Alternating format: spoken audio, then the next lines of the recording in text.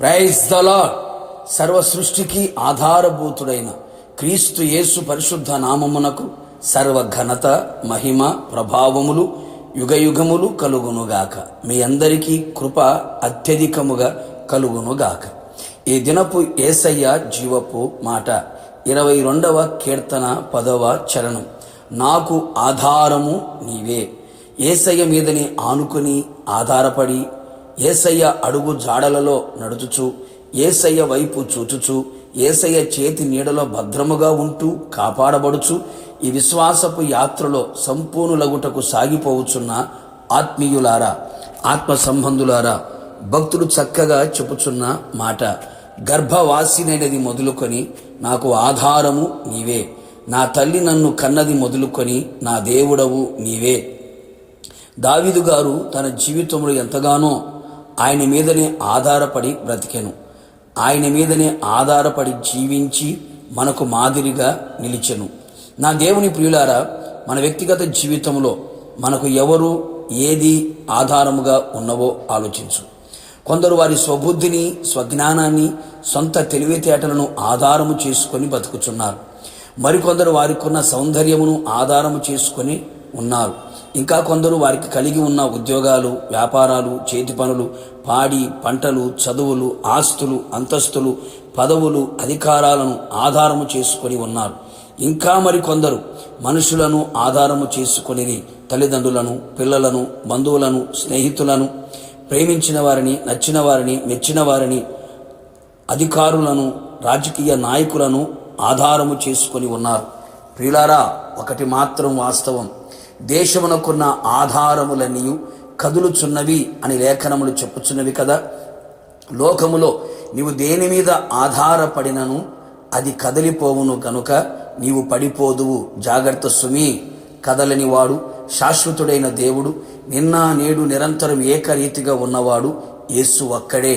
నీ కొరకు ప్రాణము పెట్టి సెలవులో మరణించి తిరిగి లేచిన మరల నీ కొరకు రానై ఉన్నవాడు ఆయన మీదనే ఆధారపడవలను. ఆయనే మన ఆధారమై ఉండవలను.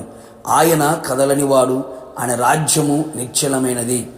యేసయ్య మన సమస్తమునకు ఆధారమై ఉన్నాడు. ప్రతి విషయములో, ప్రతి పరిస్థితులలో యేసు మాత్రమే మన ఆధారమై ఉండవలెను. మన కన్నులు ఆయన వైపే చూడాలి, మన చేతులు ఆయన వైపే చాపాలి, మన హృదయం ఆయన తట్టే ఎత్తాలి, మన అడుగులు ఆయన అడుగులు మాత్రమే వేయబడాలి.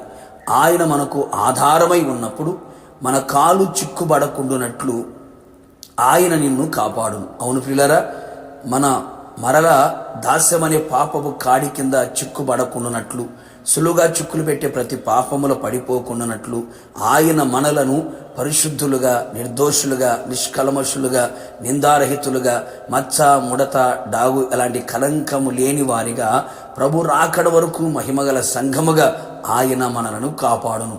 మనము నీతిగా ఉండుటకు, రక్షణ గలవారమై ఉండుటకు, మహిమ గలవారమై ఉండుటకు ఆయనే మన నీతికి, మన రక్షణకు, మన మహిమకు ఆధారమై ఉన్నాడు. ఆయన మనకు ఆధారముగా ఉంటే ఎలాంటి పరిస్థితులు వచ్చినను దేనికి భయపడనివ్వడు. ఎలాంటి శత్రువు కార్యములు, లోకములో కలిగే విపత్తులకు భయపడనివ్వకుండా ధైర్యమును, నిబ్బరమును దయచేయును. మన నిరీక్షణను కలుగు చేయును. మన నిరీక్షణకు ఆధారము ఆయనే కదా. మనకు లోతైన నదిగా పరిశుద్ధాత్మ ఆధారమై ఉన్నందున చక్కగా క్రీస్తు వలె ఉండుటకు అన్ని విషయములో ఎదుగుదము, ఫలించెదము, విస్తరించెదము, శత్రువులు చూచి అసూయ పడెంతగా ఆశీర్వదించబడెదము. కావున ఎల్లప్పుడూ ఆయన మీదనే ఆధారపడుచు ఆయన ఆగమమునకు మనందరము సిద్ధపడెదము. ప్రార్థన. కృపాసత్య సంపూర్ణుడైన యేసయ్య, నీ పరిశుద్ధమైన పాదములకి స్తుతి స్తోత్రములు.